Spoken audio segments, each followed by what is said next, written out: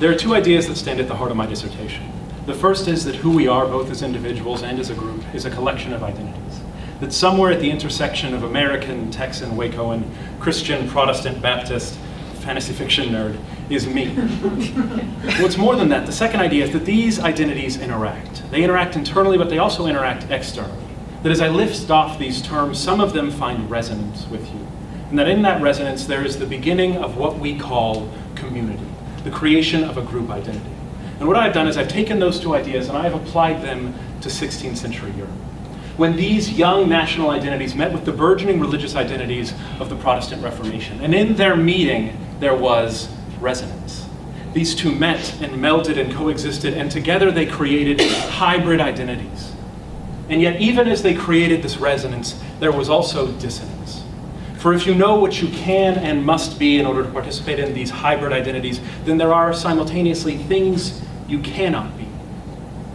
And what my dissertation does in particular is it looks at the lives of 5 individuals: a Bohemian martyr, a German monk, a Swiss patriot, an English Catholic, and a French exile. And it examines the crisis they experienced when 2 of their identities that they held true about themselves suddenly became dissonant, inimical.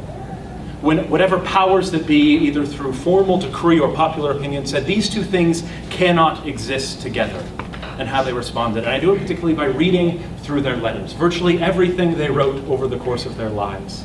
Sometimes it's on pristine computer screens, sometimes it's in very quiet rooms on crumbling parchment smeared with dirt, and worse.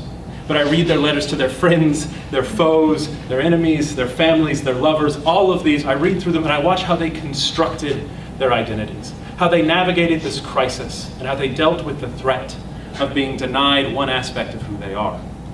And I have found 2 things from this. The first is that who we are, more than a collection of identities, is stubborn.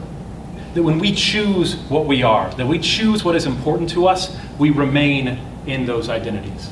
We may flee, we may hide, we may lie, we may fight, kill, and die, but we remain.